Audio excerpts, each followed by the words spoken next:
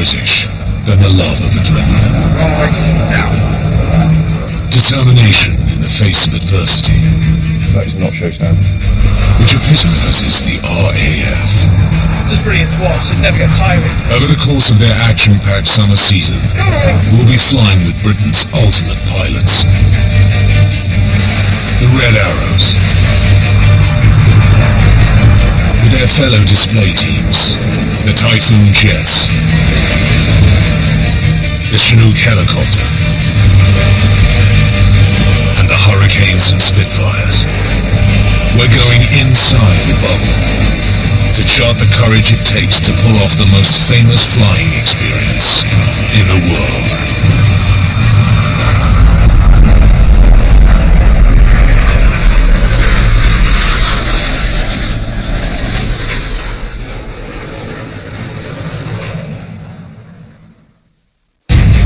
This week, the Red Arrows are heading to the world's biggest military air show, held at RAF Fairford. Or will they be knocked off the top spot by another stellar act? Because the true legends of British aviation, the Spitfires and Hurricanes of World War II, are planning to steal the show. They even have the Red Arrows nervous. No one will be wanting to talk to us at that point. With exclusive inside access, we're in the skies with the RAF's Battle of Britain Memorial Flight. The first thing to really notice when you get into these old aeroplanes is the smell. It's beautiful. They're planning an unparalleled flying formation. Put the two aircraft together, it's brilliant. Can they muster an unprecedented gathering of World War II planes from across the globe? Someone said the Dutch aircraft's coming, right? There's a Dutch aircraft, I didn't even know it was coming. Adds to the drama of it all. But will they fall short? Our main star is gone. And does everyone get to play a part? I know on the outside I'm looking quite calm and happy. Deep inside, a little sad that I didn't manage to go up. As they pay their respects to the 544 aircrew who died in the Battle of Britain.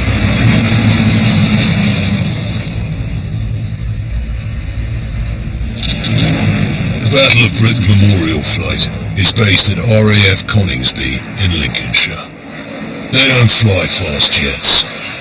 They fly a priceless collection of World War II planes.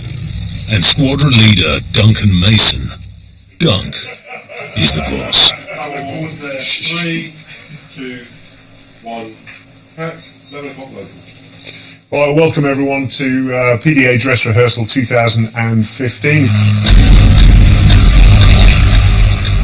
The PPMF perform flypasts at ceremonial events and air shows all over the country.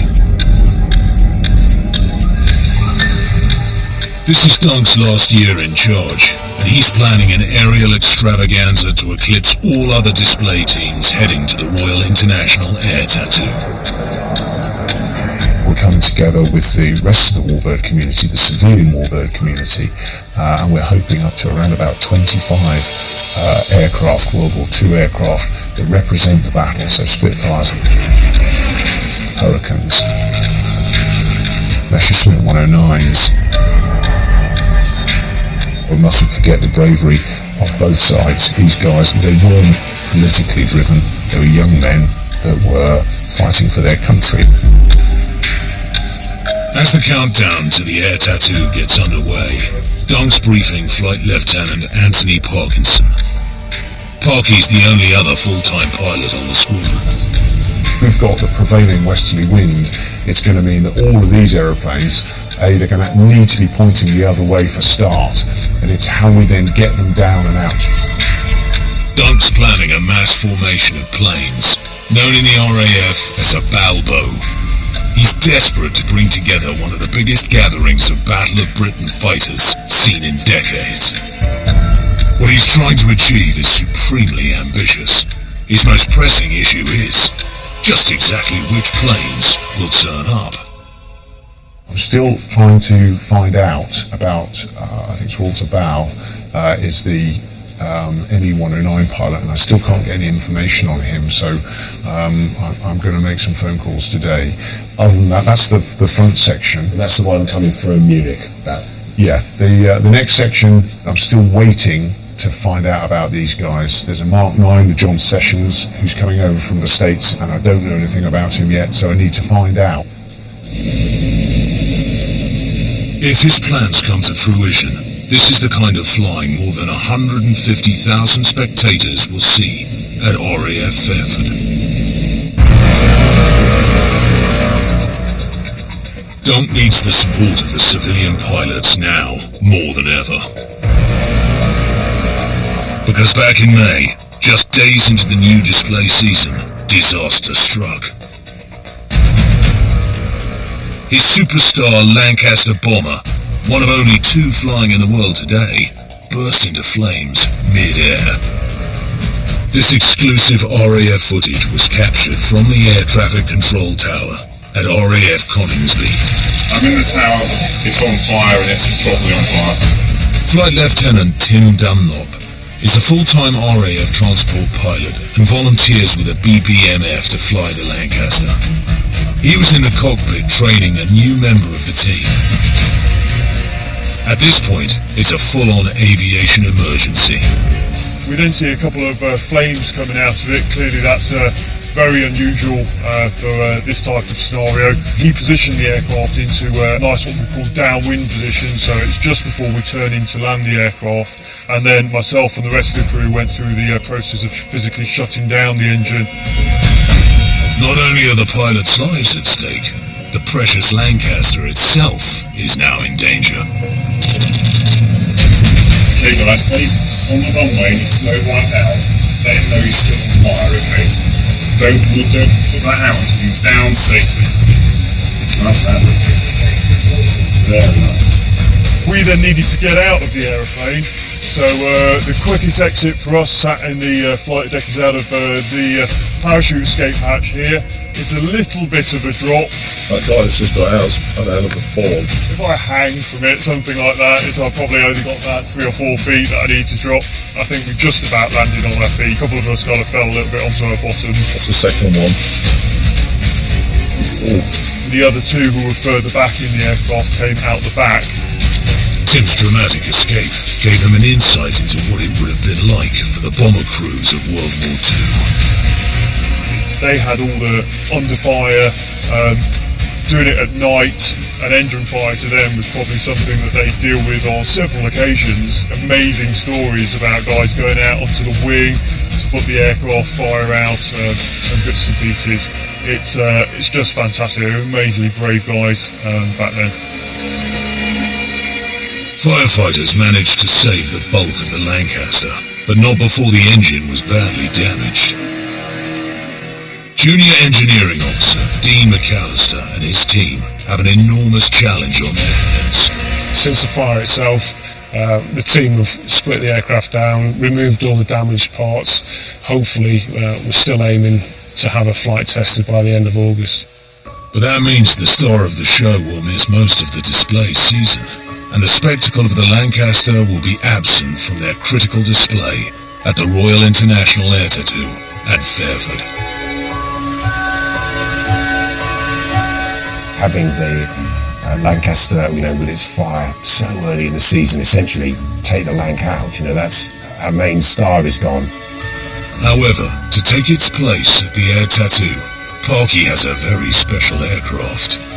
In the wings, ready to take center stage. She's called P7, thanks to the registration number painted on her side. She still carries the scars of her wartime service. So this is the Mark II Spitfire, the oldest airworthy Spitfire that flew in the Battle of Britain. An amazing piece of history in itself. It's bad to have favourites, I guess, but this would be my favourite. This irreplaceable Spitfire rolled off the production line in 1940 and is believed to be the 14th of nearly 12,000 built in just one Birmingham factory. She can fly at almost 400 miles an hour in a dive, powered by an original Merlin engine. She's the only airworthy Spitfire that flew in the Battle of Britain, and you're definitely aware that you are flying an utterly priceless aircraft when you fly her.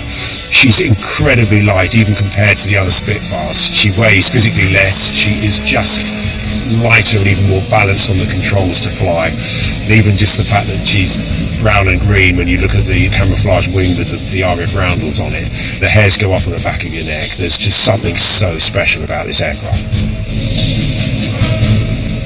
With the Lancaster grounded, the stakes couldn't be higher for Parky. His precious Spitfire P7 now moves into the spotlight, with only 5 days to go until the famous air tattoo.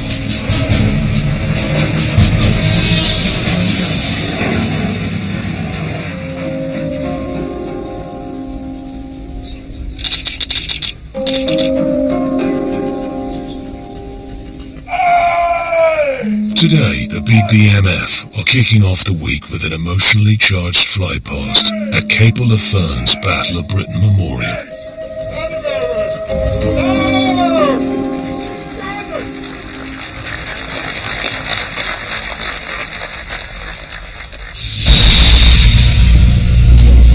Often when the BBMF pilots take off, they face uncertainty because of the changeable weather. Flying a priceless collection of vintage aircraft means they're under the strictest of regulations. Anything which might cause damage to the planes must be avoided at all cost, and that includes the weather. At Cape Le Fern, some of the men who flew in the Battle of Britain are taking their seats in expectation. But the grey skies don't bode well for the flypast. During the battle itself, the pilots had no choice and were forced to fly in all weathers. But for the BBMF, poor visibility and heavy rain can bring any sortie to an abrupt end. Veterans from every generation of the military are waiting to hear the first roar of the Merlin engines. Even people that weren't in the war, when they see the Lancaster Spitfires and all that sort of going, there's something about them that is really important. 19, 20-year-old, it's amazing really, with so little training as well, and they were up there in the thick of it, so this is a very important place of pilgrimage really, to remember what they did for us. Without them doing the battle up there, we'd have been lost, you know. Flying vintage planes without high-tech navigation instruments means extreme weather conditions can make it impossible to complete a sortie. At Cape Le Fern, overlooking the white cliffs of Dover, the weather is getting worse. And then, the heart-rending news. The BBMF are not coming. After 2 attempts to fly into Capel, the severe bad weather has made it too dangerous for the pilots to risk the flypast. Like to have seen it, but that's one of those things. We all kind of landed slightly deflated because we didn't get Cape Le Fern in for the veterans. And it was so frustrating with the weather. The band of rain just positioned itself in English Channel. And it was just bizarre. We took off from Southend to go down, and we got literally 3 miles to the north of Capel. I imagine the veterans could almost hear us, and we had to turn back. We'll put that behind us and start looking ahead. The entire BBMF team feel they've disappointed the veterans at Cape Le Fern. Now they've got just 5 days until the Royal International Air Tattoo at RAF Fairford, where they won't want a repeat of today's no-show.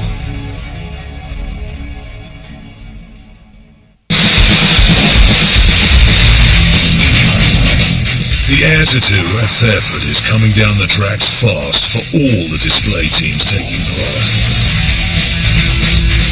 The Red Arrows are rehearsing to make sure they're show-ready for the world's biggest military air tattoo. But Parky's got a bit of dazzling display flying of his own up his sleeve to give the Reds a run for their money. He's planning to wow the crowds by merging his vintage Spitfire with a brand new, state-of-the-art, all singing, all dancing monster of the sky. The £60 million Typhoon fighter jet. It was really to show the cutting-edge technology of the Spitfire and obviously the modern-day Typhoon, and show just how proud we are of our past and put the two aircraft together. It's brilliant. But Parky needs a partner in crime. Back in January, he teamed up with 32-year-old Flight Lieutenant Ben Westerby Brooks, who's an elite Typhoon instructor. Ben was selected to fly alongside Parky in the unique Spitfire Typhoon synchronized display. But will the pair make the grade? Ben is used to traveling in a plane which can fly faster than the speed of sound. Today, his biggest challenge is to replace speed with agility in a simulator. Flying at just over 200 miles an hour requires minute control inputs. If they don't get the display perfect, neither of the pilots will progress to flying the real aircraft in formation. Using the simulator's technology, their superiors scrutinize every move the pilots make. After the session, Parky and Ben review their performance. Now, going high, but it's too late to go high. Should have gone earlier. There's a little bit in the sim as well, I don't know if you see, but on your HUD it looks like you're absolutely on my line, and on mine it looks like you're a bit over it as well. I don't know if there's a tiny bit. It looks like you're almost to the south of it. It looked like you'd really bust it to me, but actually you've just gone to the north side of the runway, haven't you? Yeah. I'm actually one speed more displaced off the south side of the runway.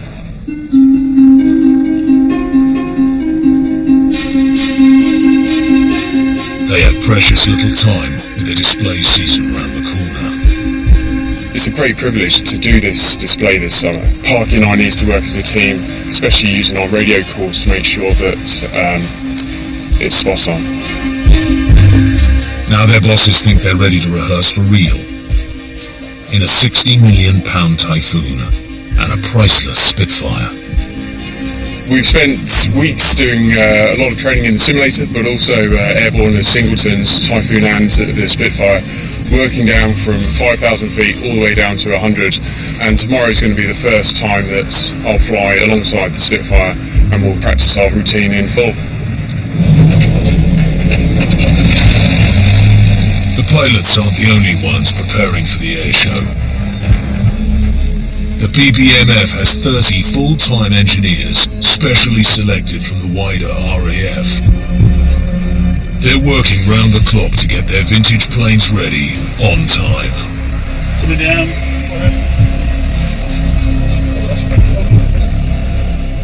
While a car needs an oil change on average every 10,000 miles, the Merlin and Griffin engines need one after only 28 hours of flying time. The BBMF engineers have 6 aircraft to get ready for the busy 3-day event. At RAF bases around the country, it's a similar story. The Red Arrows fly Hawk jets. Some of them are nearly 30 years old, and they need just as much love and attention. How many people have a 35, 40-year-old car, so it's basically the same sort of procedure really. So yeah, they do take a lot of maintenance, take a lot of hours to keep in the sky. For the Reds engineers, the International Air Tattoo is the showcase event. Their pilots have the added pressure of knowing this year the BBMF are threatening to steal their thunder with Dunk's Balbo and Parky's Synchro. It's the morning of Parky and Ben's first Spitfire Typhoon Synchro practice flight, and after weeks of rehearsing in the simulator, they're ready to take it to the skies. Right, so fingers crossed, the first look at a airborne synchro split Typhoon 5. It's the day of reckoning for the whole of the BBMF, if the weather cooperates. Mist. There was a fog prop, but that's now gone. It's then a becoming, and this is the thing to pin your ears back. The becoming then is from 8 to 10Z, So 9 to 11 local, 7k in Hayes. If they don't come up to scratch, the synchro won't display at RAF Fairford. Canopy will then be closed. I'll give you a thumbs up, you give me a thumbs up, and then I'll roll at that stage. That's all I have.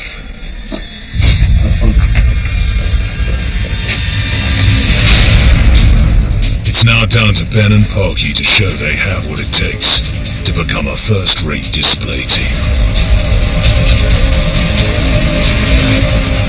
The pressure's on, and Dunk and the team in the control tower are also feeling it.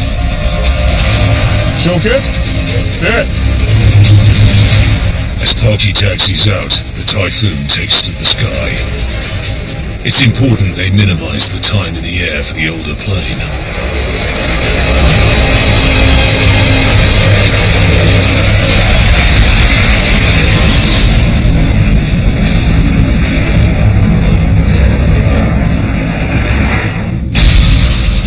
It's a tense time for both pilots. Will they make the grade? Ben is slowing the Typhoon down to the Spitfire speed. He raises the nose to maintain lift. This makes the plane more challenging to fly.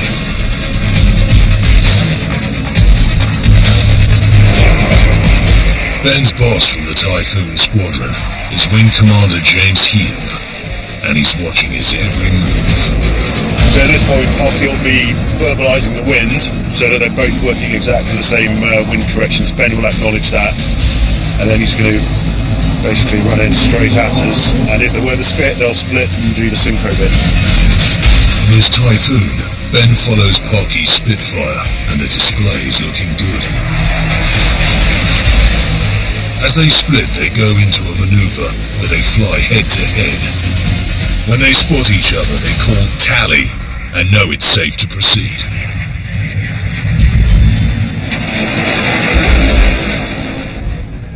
Unfortunately, the visibility is just not good enough, and they're forced to terminate the display. Thanks, everyone. For his very first go at it, when the vis is right on the limit, it's not sensible to carry on. So maybe later today, or maybe next week. We'll see. They may not have been performing in front of the public, but Ben and Parky's first attempt at a synchro flight will be scrutinized by the boss, Dunk. They quickly get down to business. He wants to talk through the decision that ended the display. So the fact that I was sent the tag, come on boys, call tally, and of course there was no tally calls, and then you called blind and that you were climbing as well, which was exactly the right thing to do. It's weird how it's difficult to see this camouflage, because, I said I'm over the woods, you're 10 o'clock and about a mile, and I think you just get better practiced almost at seeing a spit, so the more you get used to where it is, and, that's the sort of position I'll be on that one there, but, again, I'll just call your eyes on to me. We look at that vis today, it's just a real mark in the sand as to what we should go and try it at, and we all know the fact is that if it's a REAP, the pressure will be to go and do it. Ben and Parky now need to get in the air as often as possible if they're to be ready for the air tattoo. There's another new pilot in the BPMF.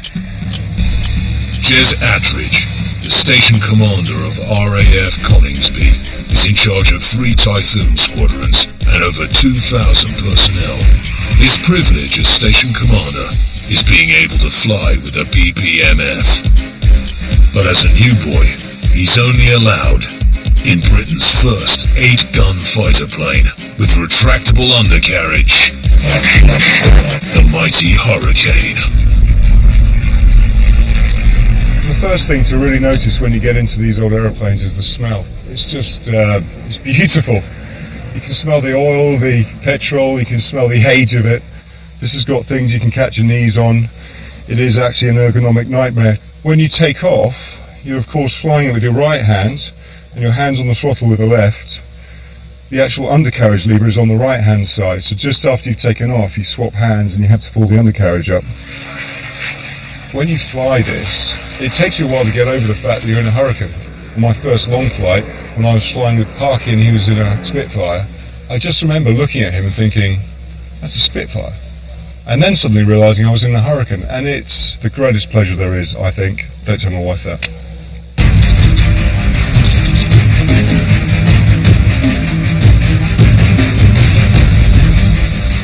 As RAF Fairford prepares to host the Royal International Air Tattoo, the planes taking part are checking in. It's the biggest show of its kind on Earth, and aircraft of all shapes and sizes from across the globe are landing thick and fast. The Red Arrows are one of the first to arrive, and for Mike Ling, Red 10, it's familiar territory. Well, 8-3 out with the Red Arrows, so looking forward to it. It's not Groundhog Day. For Junior Engineering Officer Marcus Ramsden, it's his first time at the tattoo. There's a little bit of nerves because it's the main premium event for us. So the pilots, they want to display the best that they can do.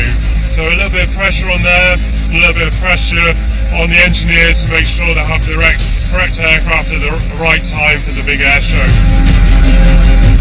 Back at BBMF HQ, the excitement is palpable. They're pinning their hopes on not one, but two of the most jaw-dropping displays of the entire event, Ben & Parky's Synchro and Dunk's Balbo. But they're still stuck at base, and Dunk's plans are getting hijacked by the weather. The wind speed is rising. Just touching base again, we know the winds are right on the cusp of our crosswind. What are you showing on your clock there at the moment? And what's the max gust you've had? About 20 minutes ago, but they haven't seen anything since then. It's a very tricky decision. It's right on the cusp of crosswinds. Yeah. Cheers, Ian. Okay, cheers, Ian. Okay. So it has. Yeah, it has been out, hasn't it? I think it's probably... If we don't push it, we can do a 3 or 4. As the wind is now blowing across the runway at RAF Fairford, it means Dunk has 4 planes which cannot land until the wind drops. The Spitfire was designed to take off and land into the wind.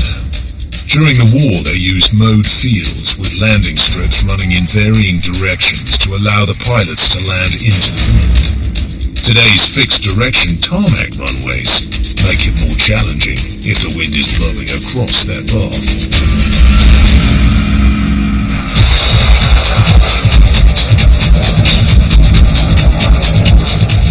At RAF Fairford, their competition is already practicing.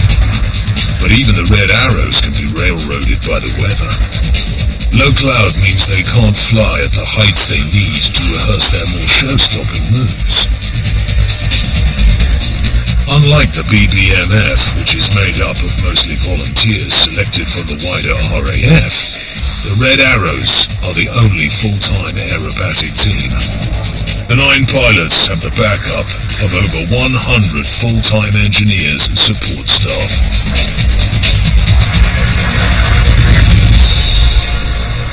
Back at RAF Coningsby, the weather is crossing swords with Dunk's dream of flying in one formation and landing at Fairford in style. His challenge now is just getting there. There's a couple of variables, all down to the weather, so pin your ears back. What we're looking at is the 15 knotters going down as a 3-ship. That's me, Millie and Smithy, walking out of here at 3:45. Station Command, does that work for you? Yes. Sure. Yes, I'll make it work. Good. Then the Wheezy Boys in the 10 knotters, Parky in P7, Hells in AB, Disco LF and Jez in PZ. We're all immensely looking forward to it, so yeah, I think everyone's all fired up and ready for a good one. The engineers have done their job. The planes are made ready for the pilots, who are limbering up before the off. Everybody fit to fly? Yeah. Mode reach to flight mode. Have a good one. I shall see you on the ground. And I'll wave you off. For Dunk, the International Air Tattoo has been a long time in the planning, and this will be his last year at the helm of the BBMF. His replacement, Millie, will take over at the end of the display season. Not looking forward to this in the slightest.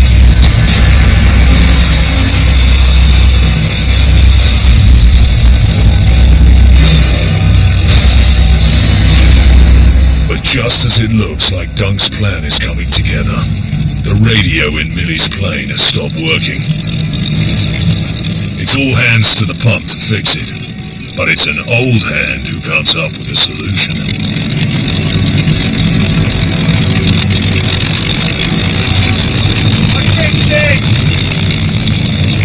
If it shut down, you'd know straight away that's bad. But because he kept it going, it's just one of those just annoying little, radio snags, which we fixed. So there you go. Adds to the drama of it all. At this year's Royal International Air Tattoo, they'll have stiff competition with worldwide aerobatic teams on show, as well as a plethora of fast jets. Dunk's hoping it's his Balbo which steals the show.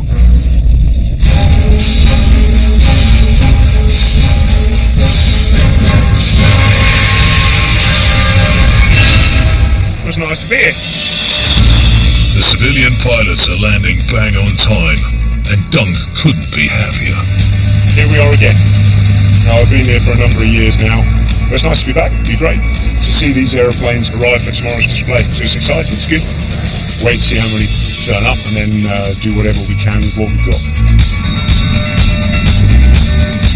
With each new arrival, Dunk's Balbo takes a step closer to becoming a reality, while he rapidly becomes a parking attendant.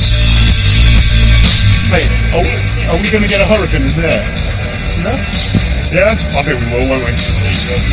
Just, nothing's a problem with fighter pilots. We'll just take it all in our stride. The thing is there's certain aeroplanes have dropped out, and certain aeroplanes we've never seen before. That's the guy John Sessions has brought back from America. So someone said the Dutch aircraft's coming, right? There's a Dutch aircraft, I didn't even know it was coming. So we've worked out, right, he's actually going to fly with me, so that's where that needs to go. So it's just getting everything in the right order for tomorrow, really. It's a bit of exercise as well, isn't it?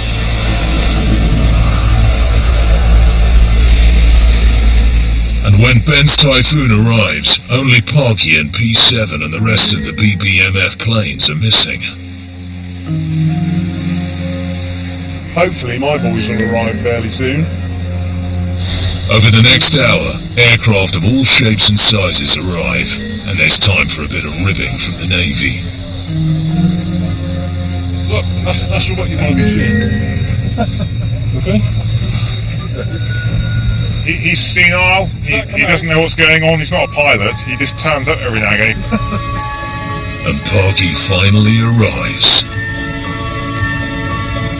All Dunk needs now is for the weather to play ball. We get the forecast tonight and see what they say, but until we get to tomorrow and see what it actually does, we'll see what happens and then again plan from there.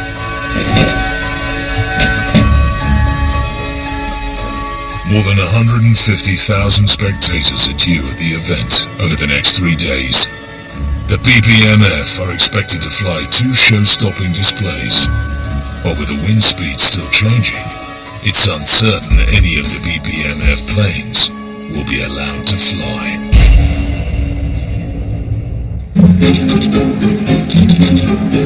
It's the opening day of the Royal International Air Tattoo at RAF Airford in Gloucestershire, and the crowds are already piling into the airfield.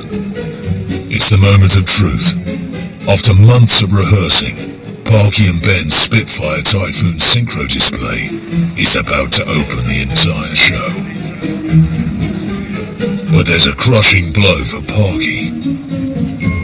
The dreaded crosswinds are too high for him to fly the star of the BBMF's planes, the beloved P7 Spitfire.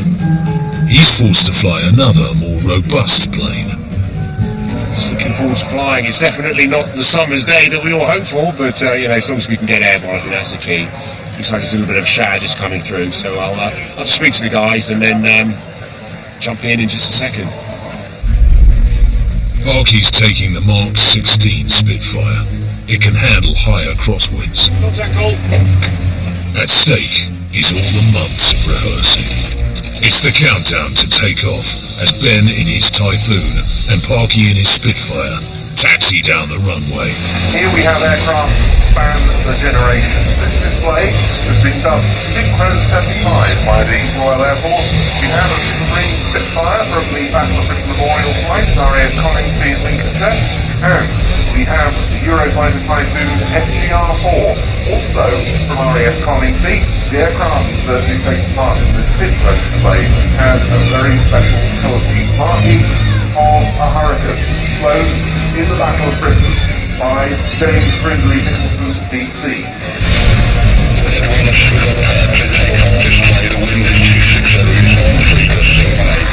They go into their well-rehearsed takeoff routine. In front of an expectant, crowd-lined runway, Parky takes to the air first.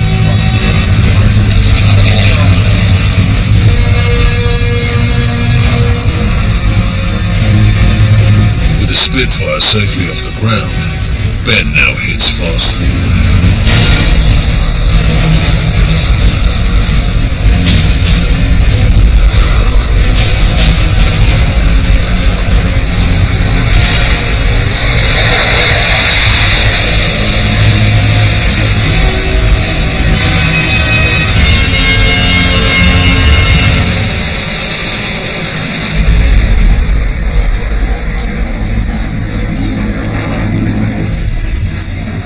As soon as Ben levels out, he's on the hunt for Parky.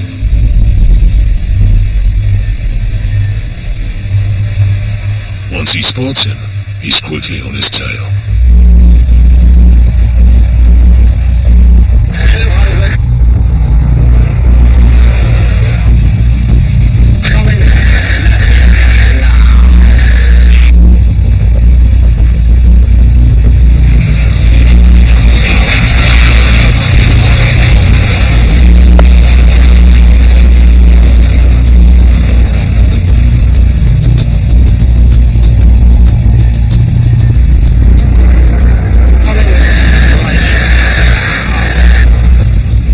Maneuver into their line astern formation, with Ben tracking Parky's every move.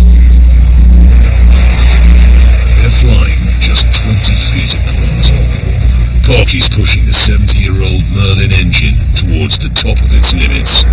At just 250 miles an hour, Ben is operating the Typhoon towards the bottom end of its speed capability.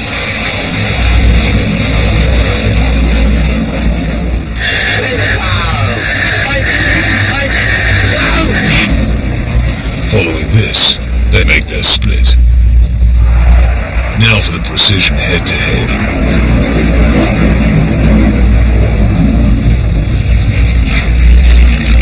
As he banks round, Ben's trying to spot Parky through the canopy of his Typhoon. He's 2 miles away. Ben knows where Parky should be, but will he locate him in time?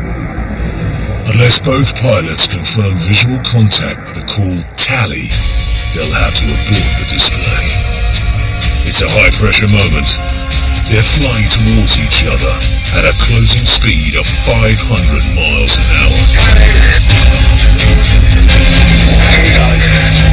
Ben spots Parky. They have tally, and it's all systems go.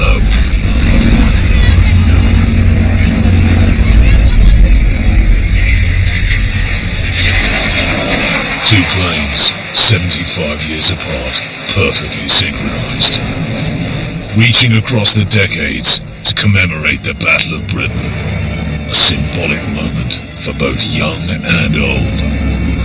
The next maneuver is a joint victory roll.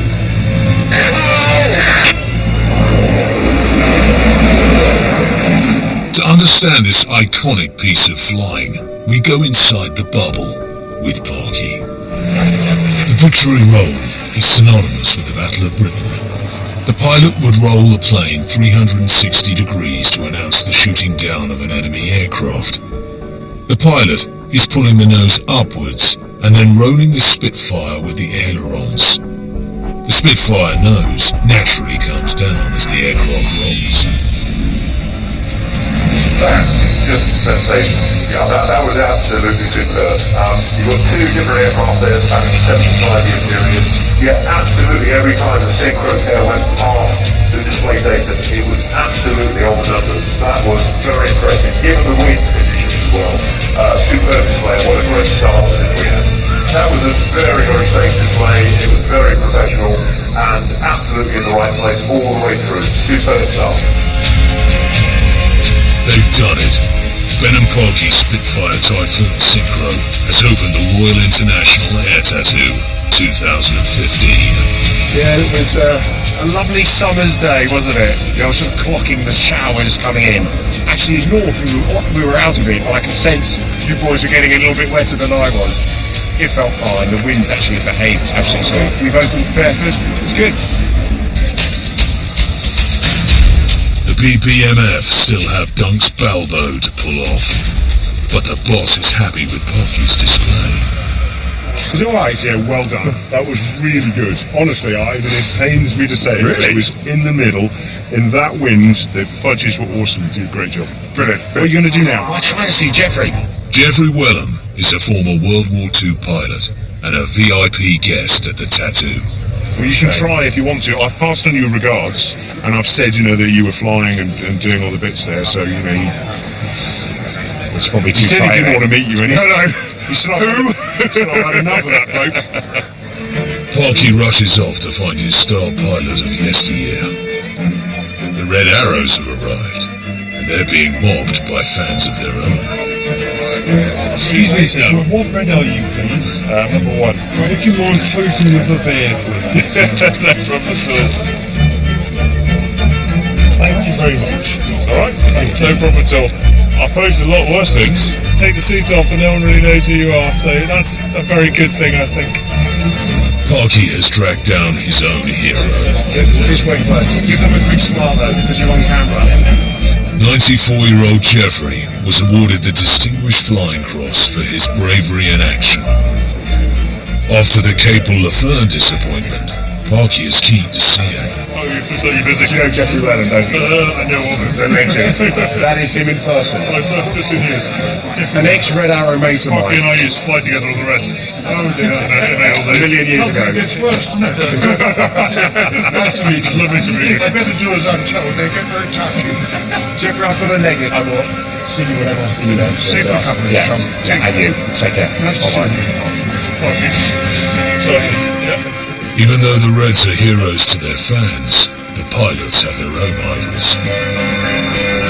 We know the guys at the BBMF were always pouring around their aircraft, climbing all over it, dreaming that we could one day maybe fly them. So people always say we've got a dream job, but those guys in the BBMF getting a chance to fly Spits and Hurricanes, incredible. Don't think there's a guy here that wouldn't pass up that chance at a shot. Display teams from around the world are strutting their stuff in the sky. The countdown's begun to Dunk's planned Balbo. It's less than an hour until takeoff, and the weather has forced his hand. It's time for the pre-flight briefing. In true Dunkirk spirit, they're meeting in a hut in the middle of a field. 15 seconds. But not everybody is going to be happy. 3, 2, 1, hack. It's 12:30 local, gents. Right, it's React 2015. The aim of this is to get everyone up safely, back down safely, and do a good show, both for the veterans and for the crowd. We are overall known as Viceroy formation. We're going to stick with the plan for the outside of 15 knot plan at the moment. It's just too late to change it. So we'll go through that. Jess is putting a brave face on things. Dunk's plan to only take up the planes with a 15-knot crosswind limit means he can't fly.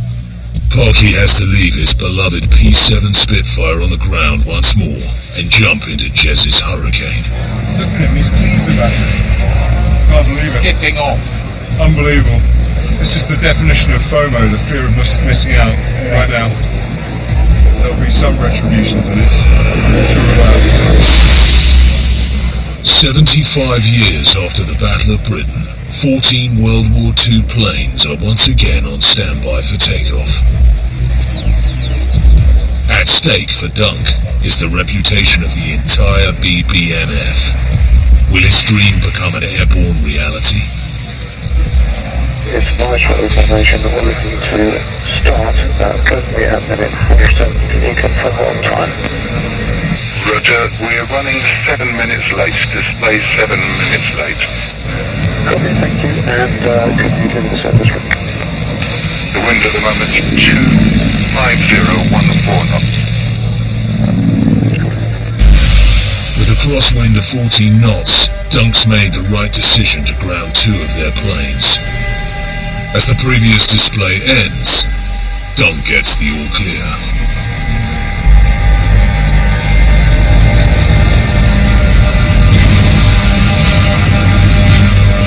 The Merlin and Griffin engines fire into life.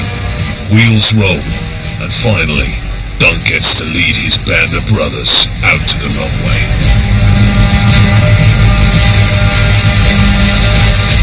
In the VIP area, some of the veterans who flew in the Battle of Britain are led to their front row seats. Ken Wilkinson, Tony Pickering, and Jeffrey Wellham were young airmen who all saw action in the battle. It's in their name that the BBMF fly today.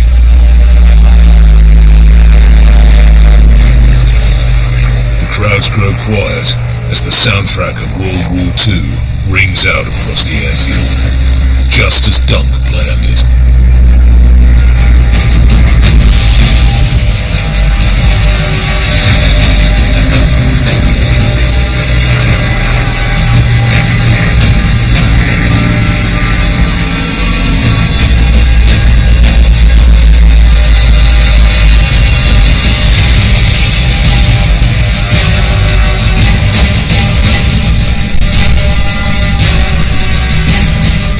Jez might be standing on the sidelines, but he diverts his disappointment at not flying into pride at being part of such a momentous event.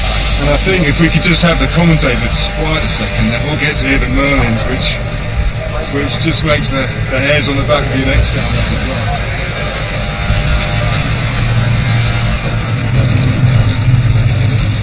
Dunk leads the front section in a Hurricane, flanked on either side by another Hurricane and a Spitfire.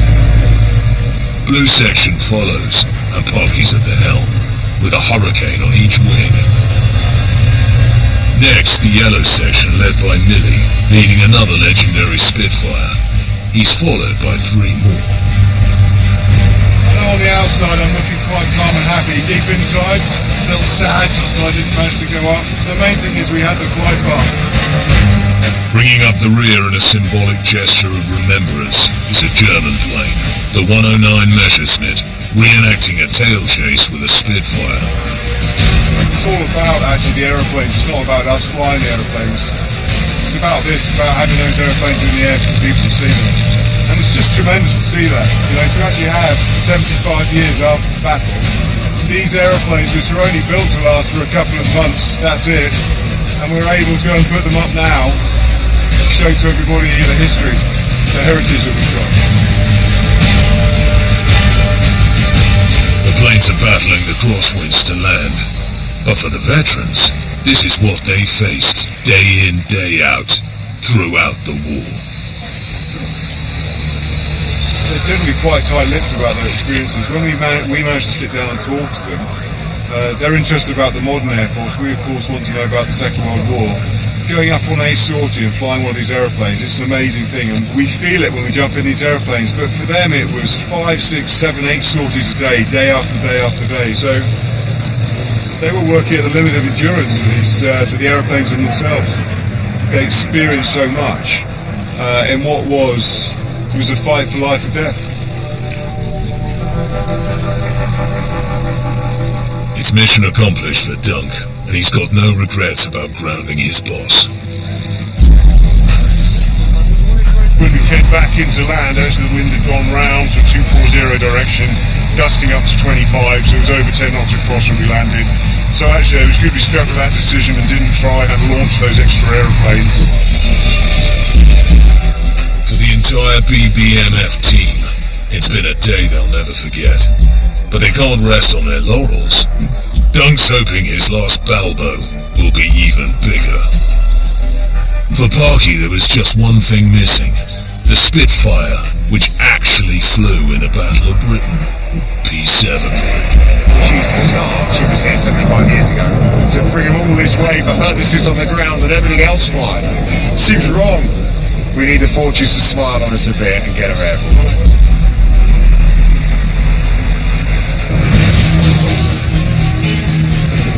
The International Air Tattoo is the showcase event for all of the RAF display teams, and for others from around the world. But the Red Arrows are probably the most instantly recognised in their distinctive red jets. Obviously the highlight of the show is going to be the Red Arrows. It's brilliant to watch, it never gets tiring. No matter how many times you see the display, it's brilliant. We've been so anxious to see them, so we managed to get obviously all their signatures on the back of their jumpsuits so we can keep them forever. They have a fan base which crosses generations and geography. And within the BPMF, they have some of their biggest admirers. Duncan Parkey once wore the world-famous red flying suit themselves. Most people are so proud of the Red Arrows and they tend to go, they're the best in the world, and it's such a lovely support from the country, and we definitely are aware that you've got this reputation to live up to. I think they're the best. You watch all the other teams that are massively proud of the Red Arrows. They are such a special thing that this country's got. You should be very proud of it, and to have been a part of the team, yeah, fabulous. It's not like you just strap in and go do your job. You've got to be up for it when you're on the Reds, and an event like here. You've got to get fired up for the display, and the boys will be revved up for it. The enemy of the Red Arrows is not the wind, but low cloud. Today the gods are on their side. It's been 3 weeks since the Reds have performed their most dynamic show, the full display. Commentating on the ground is Red 10. Another shape change now as the jets now reach 6,000 feet, slowing down to around 150 miles an hour as they pump through that small amount of cumulus cloud. At 150 miles an hour, the controls are slightly less responsive, so working hard now in the shape change and then the form of the feathered arrow you can see coming out of the cloud. The pilots are experiencing 4G, 4 times the force of gravity. Their blood is being pushed downwards, away from the heart and towards the feet.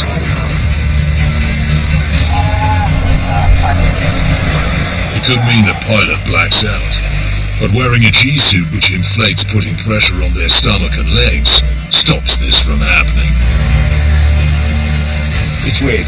You can still remember the colours and the smokes, and weird stuff comes back to you watching it. And hearing the comm on the radio brings back happy memories, actually. It's something you'll never forget.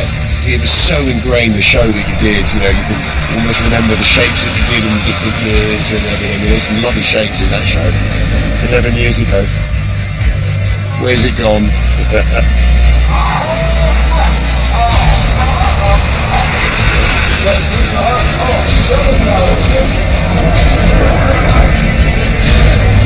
Because this is the full display, the Reds can perform one of their signature moves. They haven't been able to perform this for 3 weeks. But you wouldn't know it, because the heart and spear is pitch perfect.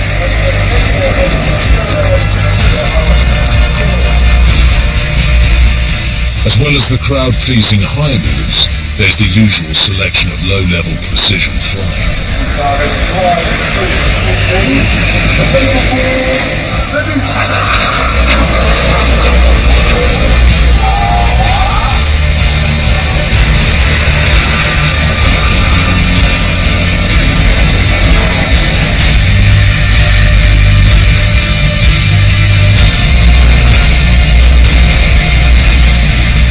Smoke is on for the Vixen break. You've been watching the Royal Air Force aerobatic team, the Red Arrows. That was a very pleasurable 25 minutes watching the boys then, and I thought that was a really tidy show. Duncan and me are very lucky to have done BBMF and the Reds. It's degrees of perfection, really. I couldn't choose between which is better. It would be like picking your favourite child, you know, it would be so difficult, but brilliant. We're so lucky. Parky's not the only one feeling lucky. Going for a full display was a late decision by Red 1. It was pretty low cloud base until about half an hour before we got airborne. So as we sat and briefed here, we thought, yeah, we may be able to roll the show. It was about 1,700 feet. We thought it climbed to 2.5, and one of the benefits of the British summertime is sometimes it can be bad, and then it can get pretty good pretty quickly. So airborne, said to the boys, be ready for the full show, and we were. So it was really good to fly. Yeah, it was a real bonus to go and do that. The Reds are a hard act to follow for any display team, and now it's Dunk's turn to impress the crowds. Over the course of the weekend, more civilian pilots have arrived to join his final Balbo. If he can get the original Battle of Britain Spitfire, that is P7, into the air, he'll fulfill his dream. 1 year in the planning, 1 weekend in the making. Dunk's about to lead the most poignant Balbo of his career. It's great, let's have another good one, boys. Thanks ever so much for all your engagement and endeavour on this. It's been, well, frankly, astounding. I'm absolutely delighted with how everyone's conducted themselves and how we've conducted ourselves as our formation. Thanks again, everyone, and thank you. Yeah, well done. It's not over yet. If he pulls it off, he'll end his tenure as the boss of the BBMF, laying claim to his own piece of flying history. I'm hoping that this final one is the best of all that we've done. We've finished the briefing, and it's just a case now of going and putting on a great show for the public. The final count now stands at 18 World War II planes ready to make a powerful salute, commemorating the 75th anniversary of the Battle of Britain.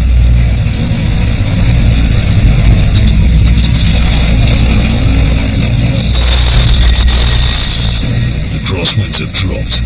All of the BBMF planes can finally get in the air, and Station Commander Jez eventually gets to fly.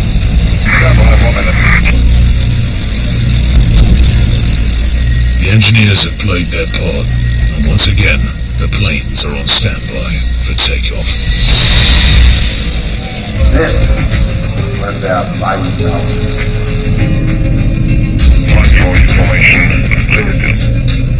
Yellow 1 and green section ready. Black section ready. Yellow 2 is ready.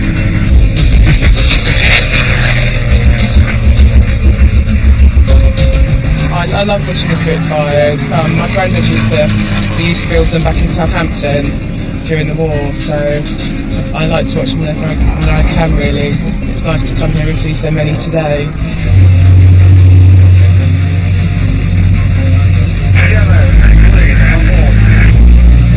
Parky and the other pilots line up for their Balbo flight past. You feel the crowd's got very quiet. Once again, Dunk leads from the front, this time finally flying P7, the Spitfire, which saw action in the actual Battle of Britain. Parky is in the Mark V Spitfire.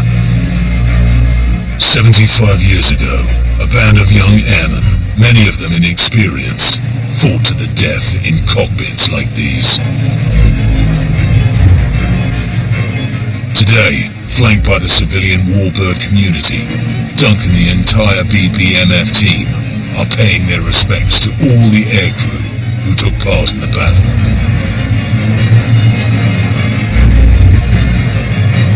With 18 World War II planes flying in one formation, it's the biggest Balbo seen at the air show in decades, just as Dunk hoped it would be.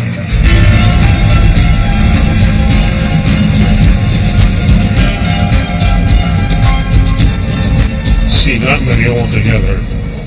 Magic, absolutely magic. As Dunk lands, Parky is the first to congratulate him. we've been coming to these things for quite some years, and that's the most aircraft for a memorial flight we've seen. Fantastic. It was great, and it was just fabulous to get all of the aircraft, all 18 aircraft airborne on the final day here as our final salute to the boys. So I couldn't be happier, and I hope the veterans and REACT and the nation are proud of what the boys did all those years ago. Bloody brilliant, mate. The shadows, you can see them on the ground, just spits, hurries, fire and eyes everywhere. Yeah. Celebratory min. Thanks, man. I could do the thing with beer, I'll have to have one later. Yeah, probably should. Yeah. That's pretty special. Yeah, it was. Yeah. What an event the Royal International Air Tattoo has been for all of the RAF display teams.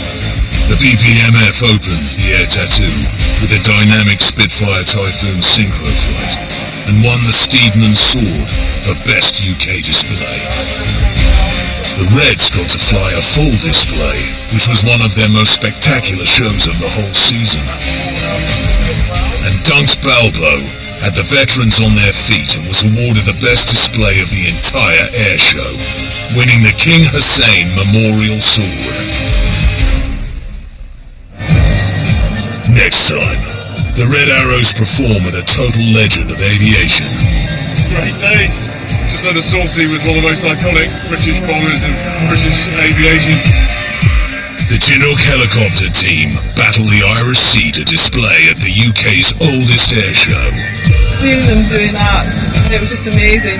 And they have to reckon with a broken Chinook. Knock it off. Knock it off. The helicopters drop like that.